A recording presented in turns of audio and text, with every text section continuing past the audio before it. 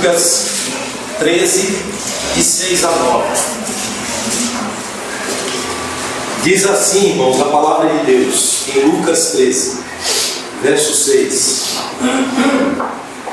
Então, Jesus proferiu a seguinte parábola. Certo homem tinha uma figueira plantada na sua vinha, e vindo procurar fruto nela, não achou. Pelo que disse ao viticultor: há 3 anos venho procurar fruto nesta figueira, e não acho. Podes cortá-la, para que esta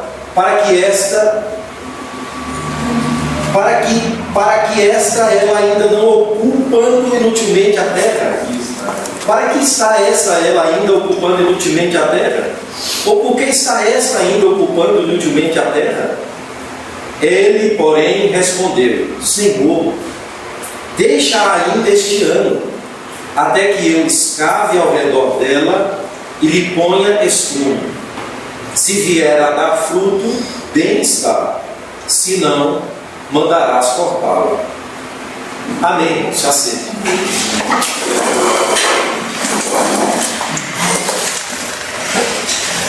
Uma parábola que fala de uma figueira sem frutos.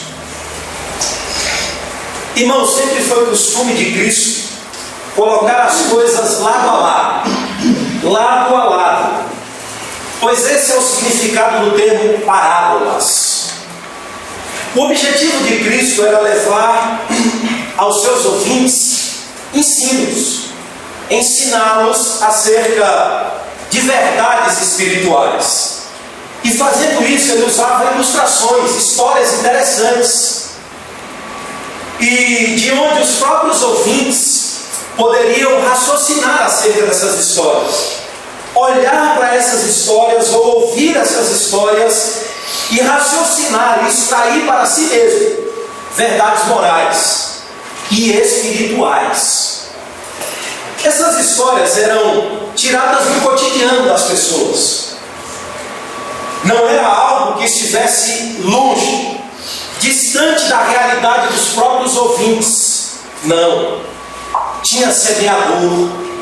Eis que o semeador saiu a semear. Tinha o joio, tinha a vinha, tinha a figueira. Todas essas histórias retiradas do elemento cultural, do cotidiano das pessoas. E quando elas ouviam, elas já estavam antenadas, sabendo o que era um semeador, o que era uma vinha, o que era uma figueira, o que seria um joio. Eles estavam bem relacionados e ligados à história que Cristo estava ensinando. Algumas coisas eram do costume tão familiar deles, ao ponto de Jesus usar a metáfora ou a ilustração, a parábola do fermento. O reino de Deus é como um fermento que uma mulher coloca numa massa e essa massa fica toda levedada. Ele usa a lâmpada sobre o velador, irmãos. Algo bem conhecido, bem simples. Não tinha energia elétrica, era vela, era luminária, era lamparina, que colocada sobre o velador trazia benefício àquela casa, àquela família. Tinha um homem importuno, o que batia a porta do seu vizinho. Coisas do dia a dia, que todos aqueles ouvintes de Cristo saberiam o que era. Ou seja, um ensino que estava ao alcance de todos. Estava ao alcance da porta mais simples, mais humilde. E todos eles tinham acesso a essas parábolas.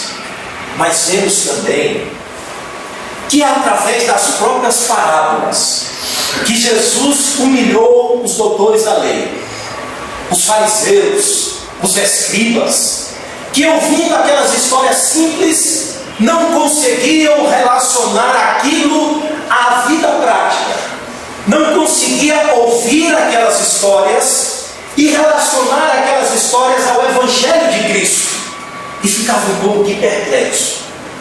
até mesmo os discípulos, em algumas feiras, ou em algumas ocasiões, perguntaram ao mestre: isso é parábola ou não é parábola?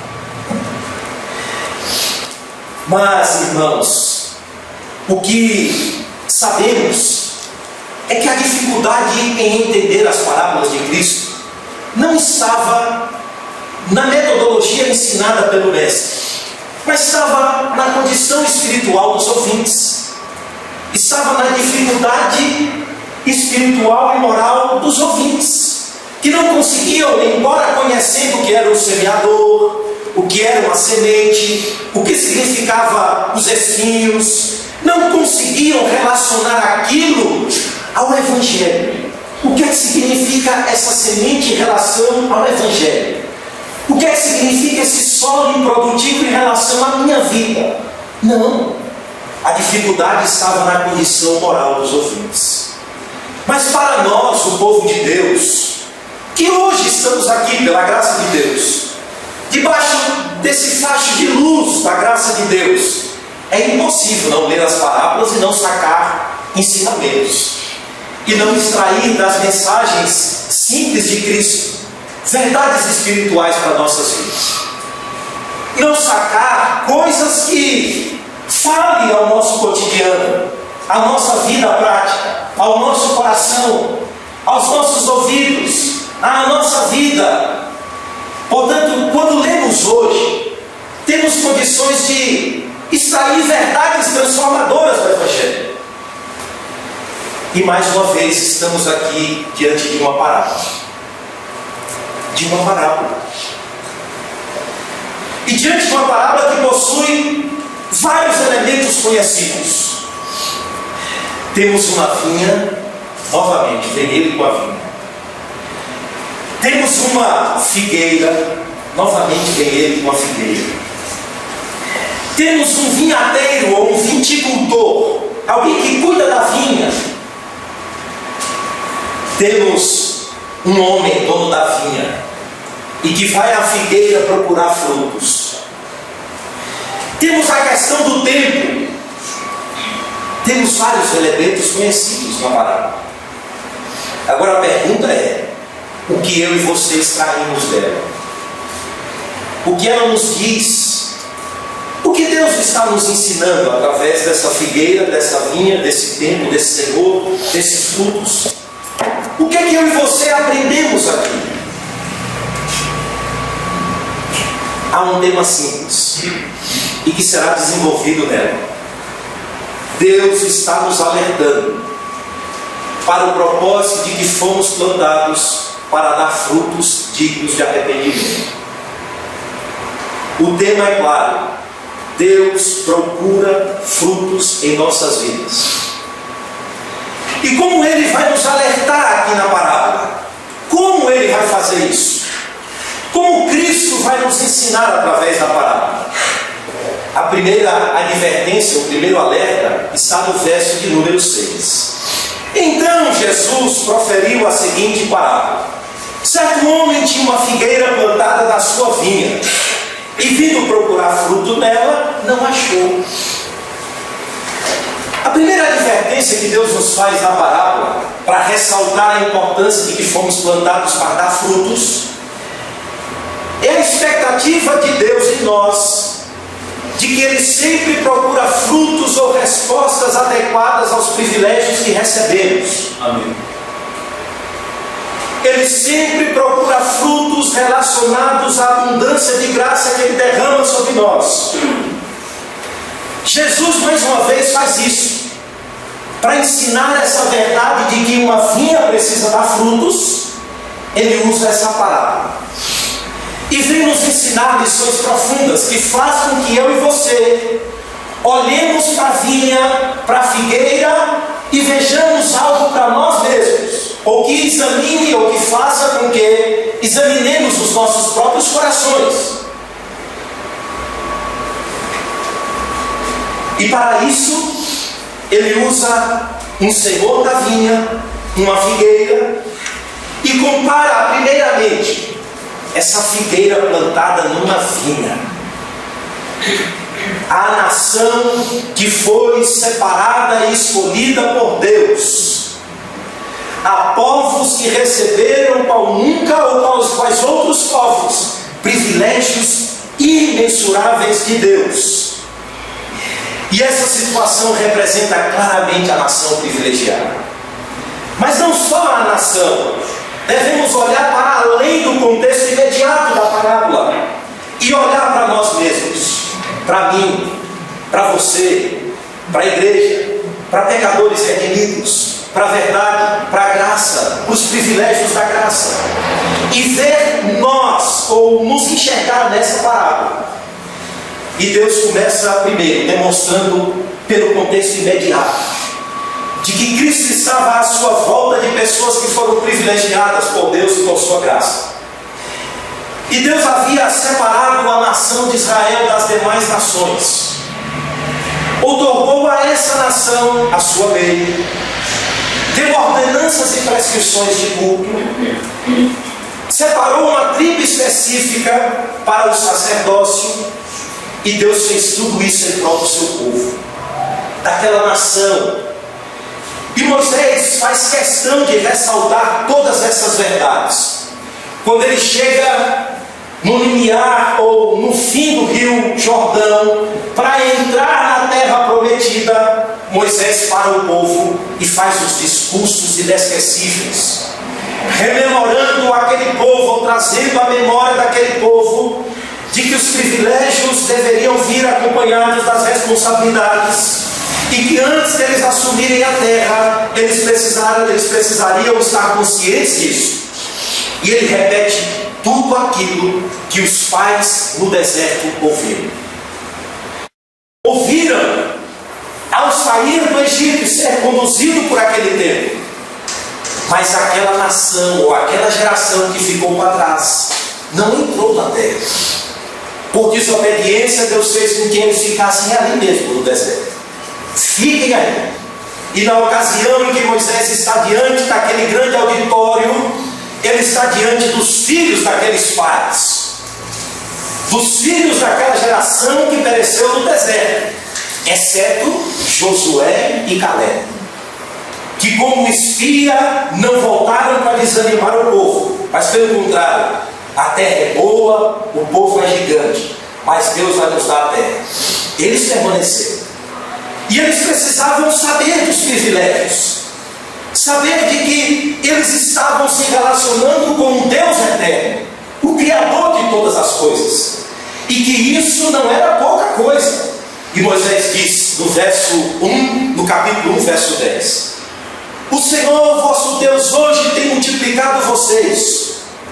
Entraram 70 no Egito, 70. Saiu uma multidão. Debaixo daquela opressão, Deus guardou e multiplicou o povo. E diz: eis que sois hoje como as estrelas dos céus. E eles se tornaram numerosos, mas ao entrar na terra, se tornariam uma nação. Uma nação. E precisavam construir essa nação segundo a palavra de Deus, segundo os mandamentos que já foram dados, ou que já tinha sido dado. E Moisés relembra: vocês serão uma grande nação. No capítulo 4, verso 32, diante do povo, Moisés diz mais uma vez: agora, pois, pergunte aos tempos passados, pergunte aos tempos antigos, que precederam desde o dia em que Deus criou o homem. Pergunte, vasculhem a história e pergunte se sobre a terra, se sobre a extremidade da terra, de uma extremidade a outra, de uns céus a outro, sucedeu coisa que sucedeu a vocês. Pergunte. Ou seja, se algum povo recebeu a lei de Deus, ouviu a voz de Deus, foi tratado como povo de propriedade exclusiva de Deus. Veja. E Deus intentou tomar esse povo para si. Para si. E ao longo da história conduzir esse povo. Mas essas histórias estavam apontando para Cristo. para o verdadeiro Israel, para a igreja. E com o braço estendido, Deus tirou aquela nação e fincou-os na terra prometida. Deus tratou-os de forma tão peculiar, irmãos, que esse povo recebeu a revelação do próprio Deus. Foi o Senhor quem os arrancou do Egito com mão forte. Eles, quando foram escolhidos, não foram escolhidos porque eram numerosos, porque eram fortes, grandes. Não, Senhor. Porque eram mais influentes. Também não. Eu pergunto a vocês: Deus não poderia ter escolhido o Egito? Deus não poderia ter escolhido Nínive? Deus não poderia ter escolhido Babilônia? Os gregos? Os romanos? Por que não? A vinha é dele. E ele planta na sua vinha quem ele quer. E ele quis plantar Israel. O mundo é dele e todas as coisas pertencem a ele. Mas Deus, por sua graça e misericórdia que se renova diariamente, escolheu para si esse povo. Os arrancou do Egito, mas antes tirou Abraão, formou dele uma grande nação. E ele plantou essa figueira. Jesus está dizendo: ele tem uma figueira plantada na vinha. E essa figueira representa todos aqueles que foram privilegiados com a graça de Deus. A vinha ou a figueira representa todos aqueles que foram chamados para um relacionamento pessoal com Deus. E ele poderia se contentar com a própria vinha. O que é uma vinha? O que é uma vinha? Mas resolveu plantar uma figueira numa vinha. Parece algo contraditório, irmãos. Plantar uma figueira numa vinha. Nós não faríamos isso. Uma figueira não participa da atividade econômica de uma vinha. Não. Mas é assim, as escolhas de Deus, o chamado de Deus, a ação de Deus reflete a sua graça, a sua misericórdia, o seu amor, a sua vontade de plantar uma figueira na vinha, ainda que ela não participe dos valores econômicos de uma vinha. Ele quis plantar, ele quis salvar, ele quis chamar, ele quis redimir em Cristo, ele quis formar uma nação que aponta para esse povo de toda tribo, raça, língua e nação que ele chamou do mundo. E ele fez isso por pura graça e misericórdia, plantou essa vinha.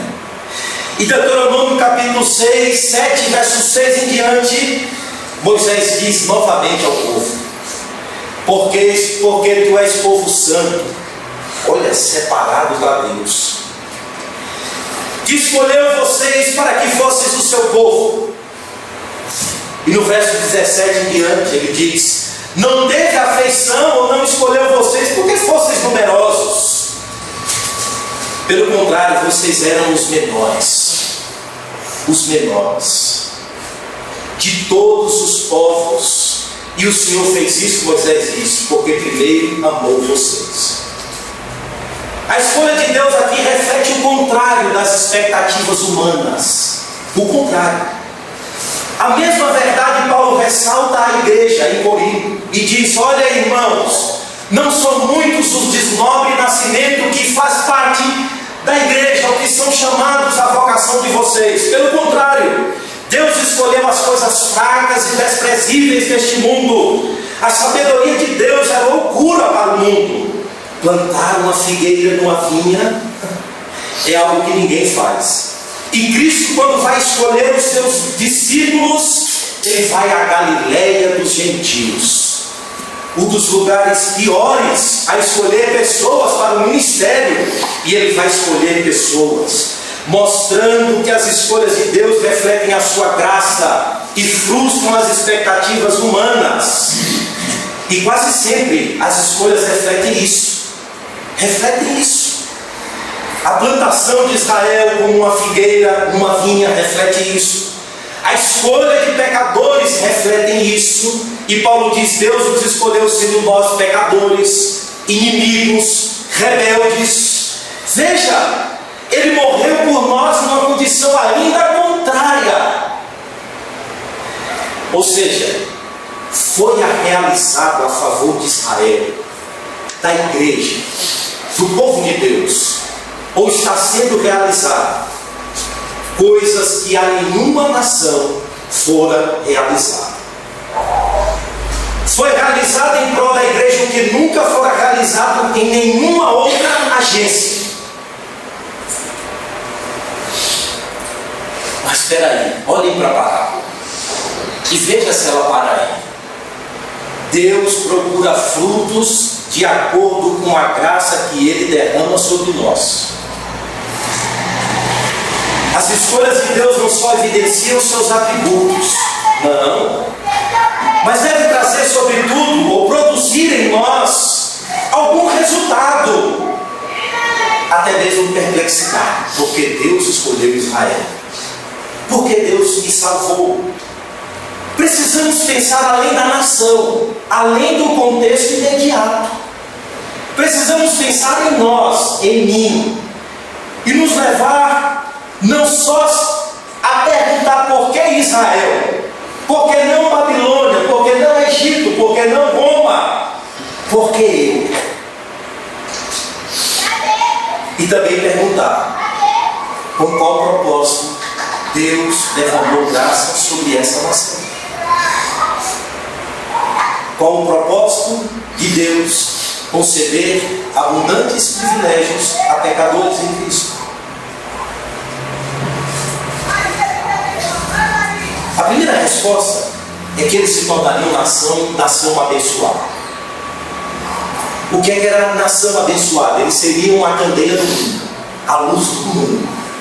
As demais nações deveriam olhar para eles e ver a misericórdia, o amor de Deus, a graça de Deus, os atributos de Deus, a misericórdia de Deus sobre aquela nação. O que eles seriam do ponto de vista econômico, militar, social, era um resultado do que primeiro eles estavam sendo em relação à comunhão com Deus. Então, Deus plantou Israel na vinha, para que Israel fosse a candeia do mundo. Agora, com qual propósito Deus nos plantou junto a ribeiros de águas? Somos ensinados aqui, irmãos, através da parábola, no verso 6, que um dos assuntos que é facilmente esquecido por nós é a verdade de que há uma íntima relação ou conexão entre privilégios e responsabilidades. A quem muito é dado também é cobrado. E somos facilmente levados a esquecer isso. E o texto nos deixa bem claro: a figueira não foi plantada sem propósito. A figueira tem um propósito de ser. A figueira tem um propósito de existir.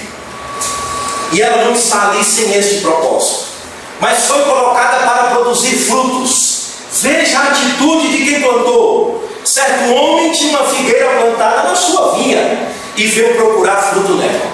Não achou. Olha, não é natural que se procure frutos numa figueira?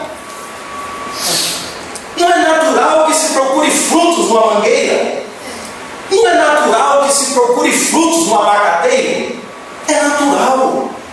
Todos nós que plantamos uma árvore que produz frutos, plantamos na expectativa de colher esses frutos futuramente. E esse dono vai lá: cadê o fruto? Irmãos, era de se esperar, como consequência da graça recebida, que em Israel Cristo encontrasse muito mais fé, arrependimento, devoção, santidade. Israel deveria ser reconhecido por essas características, ou não? Era justo que eles produzissem frutos para a glória de Deus, depois de tantos privilégios. Isso não era o que Deus esperava, é o que Deus espera, é o que Deus procura. O dono da figueira, que também é dono da vinha, ele procura os frutos na vida daquele que ele mesmo plantou. Mas, chegando lá, encontrou só uma figueira. O que é que isso nos diz? Que corremos o perigo de não deixar de ser monoteísta, de não deixar de ter um templo, de ter uma religião, de ter sacrifícios, de ter sinagoga, de ter instrução da lei, mas corremos o perigo de não haver em nós frutos dignos de arrependimento, de ocupar a terra inutilmente, de perder a função no mundo. E precisamos pensar sobre nós, sobre mim. Nós possuímos luz, verdades, instruções, preceitos, verdades que a nenhum outro povo muitas vezes não foi concedido. Agora eu pergunto: não é justo que Deus procure em nós frutos relacionados a essa abundância de graça? Como diz Hebreus, pelo tempo nós já devíamos ser mestres, pois ainda somos meninos. Isso deve primeiro fazer com que examinemos a nós mesmos. Disse aos irmãos que a parábola devemos nos enxergar nela, extrair dela verdades para a minha e a sua vida. E a parábola tem uma ideia central: Deus nos plantou para dar frutos dignos de arrependimento. E a ideia como Cristo faz isso para nos alertar é que Deus, irmãos, não cobra de nós além daquilo que Ele nos deu. Ou seja, a quem muito é dado, muito é cobrado. Ele não procura em nós frutos que não seja ou que não esteja relacionado à graça que temos recebido. É a primeira advertência. A segunda advertência que Cristo levanta aqui é o iminente perigo que corremos de desfrutar dos privilégios pelos privilégios, sem enxergar o propósito para o qual Ele deve nos levar. Ah, Soelê, templo do Senhor, Jeremias. E Deus diz: Jeremias, diz a eles que o templo vai abaixo.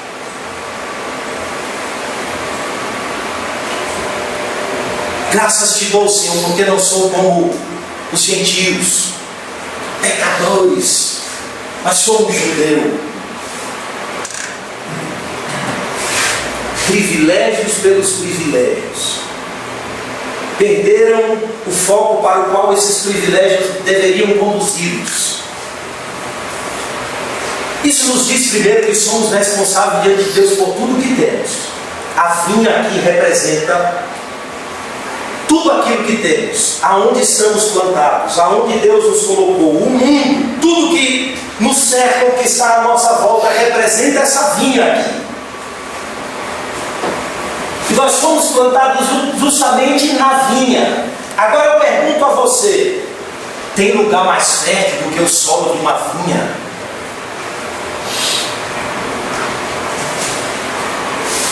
Veja a posição dessa figueira, veja. Plantou uma figueira na sua vinha.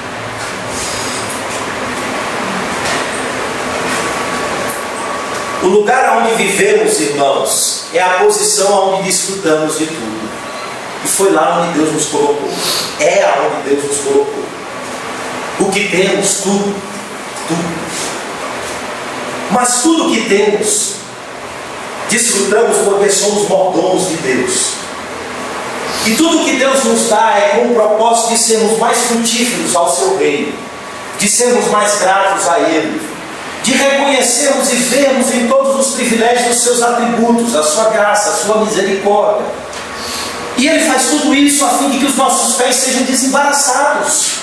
Para quê? Para que a vida cristã seja vivida e eu e você produzamos muitos frutos. Sejamos árvores frondosas, cheias de frutos. E Ele faz isso: olha, eu vou colocar vocês na minha vida. Não tem lugar melhor na minha vida. Ai, como amplos são os privilégios que Deus nos concede, hein? quão amplos. Que posição no mundo temos? Um povo de propriedade exclusiva de Deus. Que espelho. Como Jesus ensinou: não fosse vós que escolhestes a mim, mas eu que escolhi a vós, e nomeei vocês para que vá e deis fruto, e vosso fruto permaneça. Olha o propósito. Deus é um Deus proposital. Ele não colocaria uma figueira na vinha sem propósito, para ficar pela manhã e olhando para a figueira e dizendo: pai, na minha vinha tem uma figueira, na minha vinha tem uma figueira, eu tenho uma igreja em Tabatinga, eu tenho uma igreja em Tabatinga.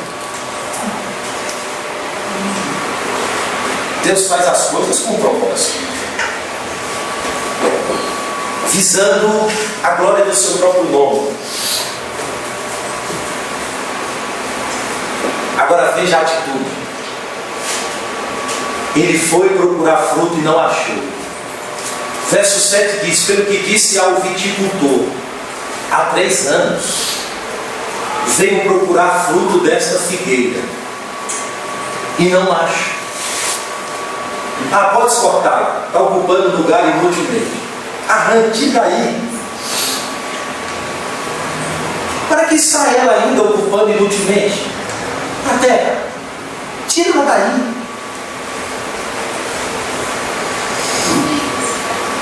Agora eu pergunto a vocês: olha o tempo da parábola. Quanto tempo Deus está esperando essa figueira dar fruto? 3 anos. Irmãos, não é um dia, não é um mês, não é um ano, não são 2 anos, são 3 anos. Ou seja, um tempo suficiente para essa própria árvore crescer e amadurecer, ou chegar no tempo adequado dela dar fruto. Há um tempo, e isso Deus faz. E Deus aqui tem demonstrado a sua longanimidade para conosco.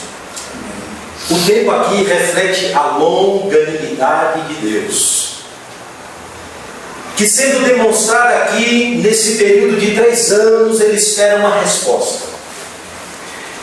Ele não resolveu punir severamente. Acabou, 1 ano já foi suficiente. Deus não é precipitado como nós. Mas Ele esperou 1 ano, 2 anos, 3 anos. E no final desse 3º ano Ele diz: não, peraí. Nós agiríamos assim: arranca logo. Arranca logo. Mas a longanimidade de Deus tem dito: espera mais 1 ano. Espera mais 1 mês. E ela tem sido grande para com o seu povo. É assim. Aqui existe uma grande advertência, irmãos. Deus observa os nossos caminhos, Deus observa as nossas vidas, Deus sonda os nossos caminhos, não só vê a superficialidade das participações do culto, nas ordenanças, na liturgia, nos benefícios das ordenanças, não. Como diz Davi, Ele nos vê por trás, por detrás e por diante. E aqui Ele nos vê no intuito de procurar frutos, procurar respostas ao que ouvimos, às advertências que estamos ouvindo, às instruções recebidas. E Ele faz isso como dono dessa figueira. Ele não encontra, Ele diz: olha, a vida de vocês está ocupando um lugar inútil. A menos que vocês se arrependam, serão cortados. E Ele dá tempo suficiente para que nós, irmãos, absorvemos os ensinos, coloquemos em prática, resolvemos as pendências, arrumemos a casa, procuremos ocasião sincera de arrependimento e nos voltemos para Deus com um coração contrito, quebrantado. Vimos isso em Pedro. Pedro diz que a longanimidade de Deus tem sido o recurso bondoso de Deus para que o seu povo não se perca. Ele diz em 2 Pedro 3,9: Ele é longânimo para convosco, não querendo que nenhum se perca, mas que todos cheguem ao pleno conhecimento da verdade. Ah, irmãos, mas o tempo aqui reflete esse aspecto da bondade. E tudo demais é sobra, né? Tudo demais é sobra. É como Paulo diz em Romanos capítulo 2, verso 4. Vocês estão desprezando que a bondade de Deus é quem conduz vocês ao arrependimento. Ou seja, Deus não tratou severamente no primeiro ano. Foi bondoso assim, vou dar o segundo ano. Mas para que a gente diga assim, irmãos, nós vamos nos arrepender e arrumar as nossas vidas. Aqui o Deus que é longo de ânimo também é bondoso de caráter. E durante esse tempo ele cerca daqui, ele procura dali, ele sonda daqui, ele cerca por detrás, por diante, esperando respostas de arrependimento sincero. E aí são advertências, instruções, ensinos, para que haja esse arrependimento. Caso contrário, há um iminente perigo, cortá-la. Olha, será que Cristo aqui está ensinando a perder o caminho da salvação? Não, irmãos. Foi o que aconteceu com inúmeras pessoas, inúmeros crentes, inúmeras igrejas locais. Leiamos Apocalipse capítulo 2, abram aí, segurem Lucas.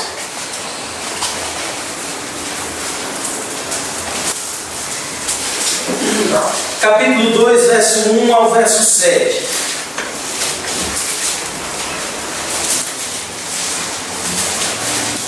Cristo diz assim: ao anjo da igreja em Éfeso escreve: essas coisas diz aquele que conserva na mão direita as 7 estrelas e que anda no meio dos 7 candeeiros de ouro. Conheço as tuas obras, tanto o teu labor como tua perseverança, e que não podes suportar homens maus, e que puseste aos que a si mesmos se declararam apóstolos, e não são, e os achaste mentirosos. E tens perseverado, e suportastes prova por causa do meu nome, e não te deixastes esmurecer. Tenho, porém, contra ti que abandonastes o primeiro amor. Lembra-te, pois, de onde caíste, arrepende-te, e volta à prática das primeiras obras. E se não, venho a ti, e removerei do seu lugar do teu candeeiro, caso não te arrependas. Tens, contudo, a teu favor que odeias as obras dos nicolaítas, as quais eu também odeio. Que tens ouvido, quem tem ouvidos, ouça o que o Espírito diz às igrejas. Ao vencedor dar-lhe-ei que se alimente da árvore da vida, e que se encontra no paraíso de Deus. Então Jesus aqui está advertindo a igreja que torne o primeiro amor, a prática das primeiras obras. Caso contrário, será apagado do candeeiro. Para que existe uma igreja que não pratica boas obras?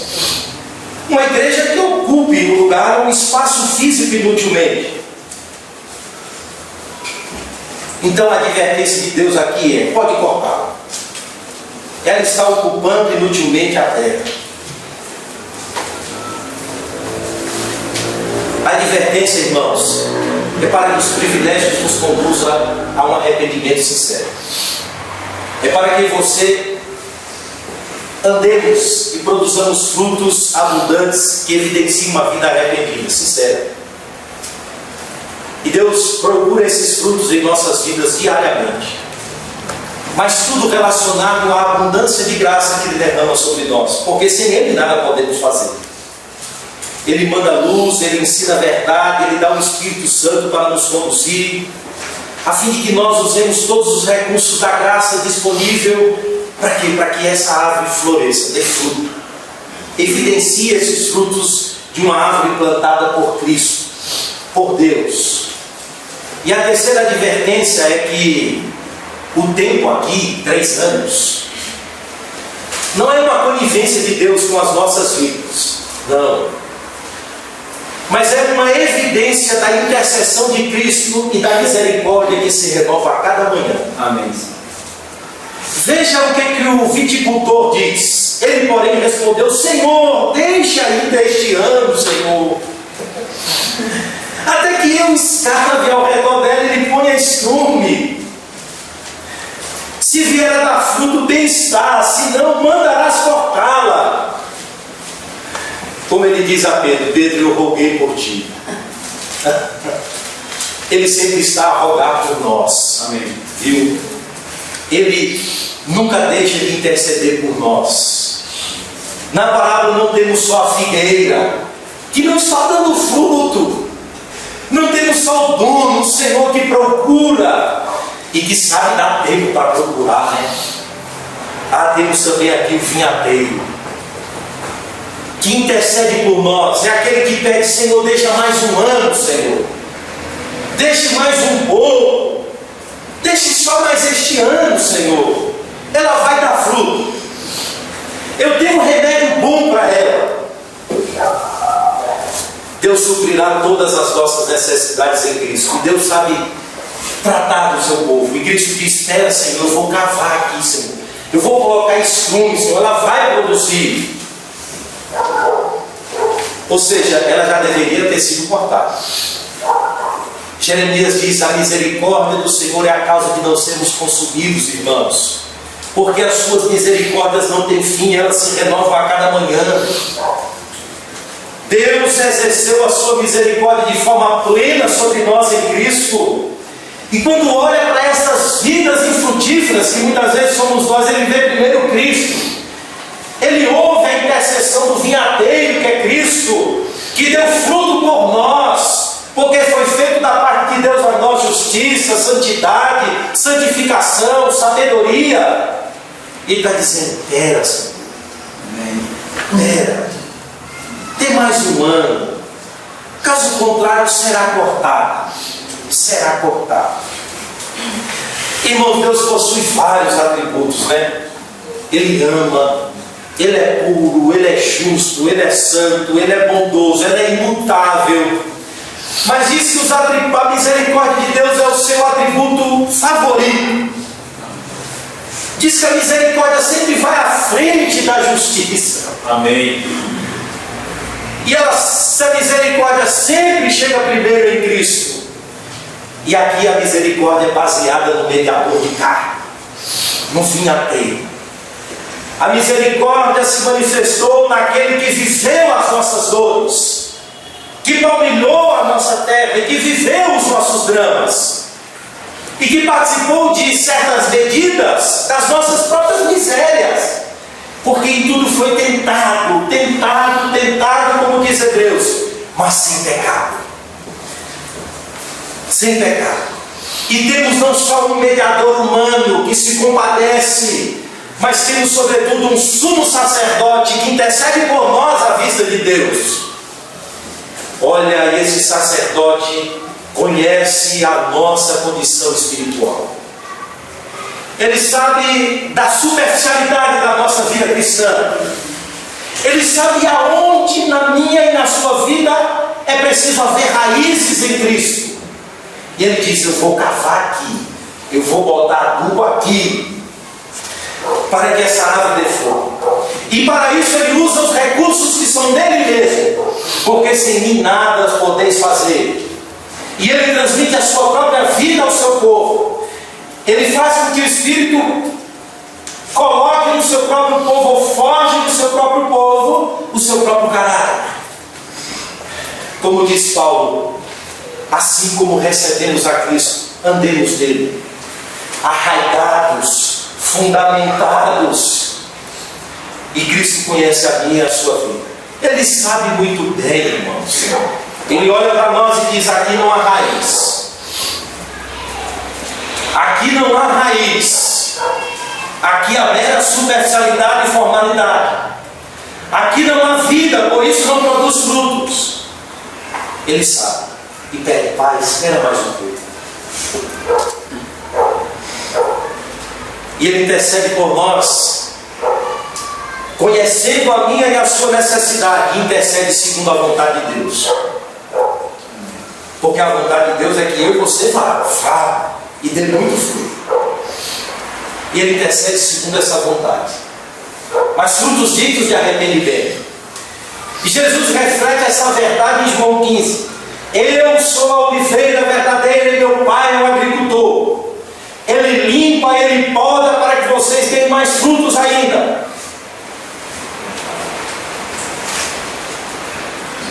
Como Paulo diz em Colossenses 1,10, quando diz àqueles irmãos, frutificando em toda boa obra.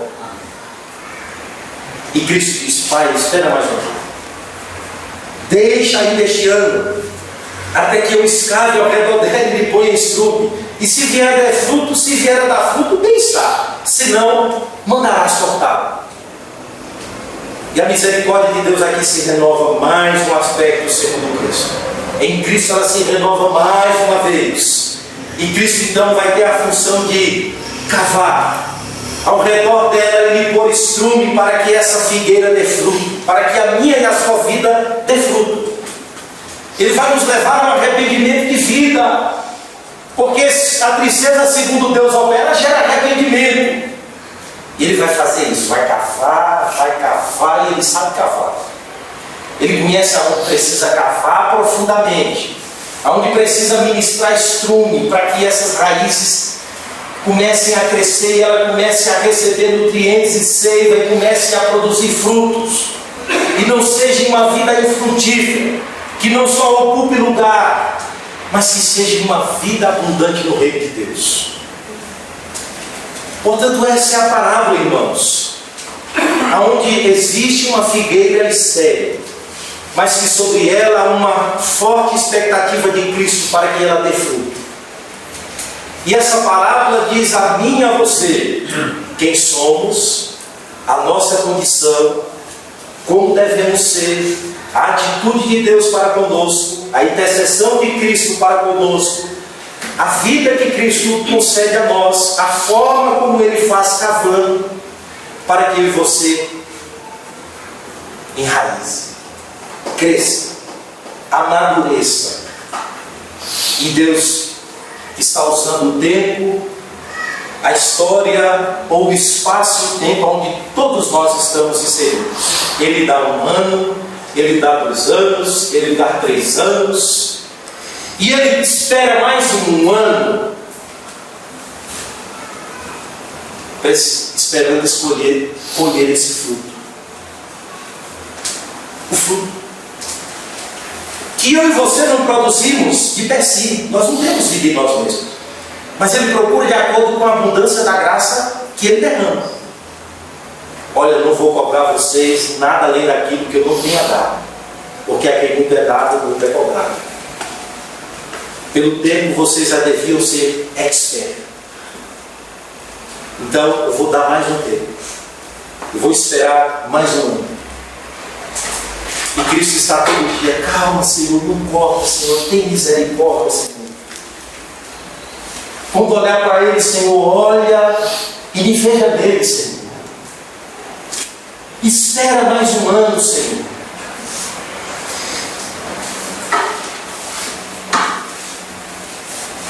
E todas essas verdades demonstram a misericórdia de Deus sobre nós, que são infinitas, que se renovam e que vai sempre à frente. Como diz Isaías sobre o ministério de Cristo, Ele não vai apagar o pavio que fumega. Está fumegando, aí Cristo vem para ver se Ele pega fogo de novo. Ele conhece as nossas necessidades e segundo Deus intercede por cada um de nós. E a misericórdia do Senhor é a razão, a causa de nós não sermos consumidos. Ela foi derramada sobre nós em Cristo. Mas não abuse do tempo. O tempo não quer dizer que Deus seja conivente, mas o tempo reflete a misericórdia e a longanimidade desse Deus que quer nos conduzir a um arrependimento sincero. Vamos orar.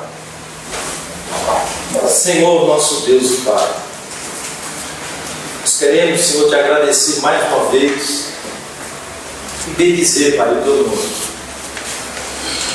pelos privilégios, Senhor, com os quais o Senhor nos serve. Pelo perdão, pelo amor, pela justificação, por nos aceitar isso, por nos receber em Cristo. E sobretudo, Pai, por ter paciência com cada um de nós em Cristo. Amém. E esperar, Senhor, assim como o Senhor esperou que Pedro, que Tiago, que João chegassem ao dia do amadurecimento. Assim o Senhor todo dia, Pai, tem sido longânimo para conosco.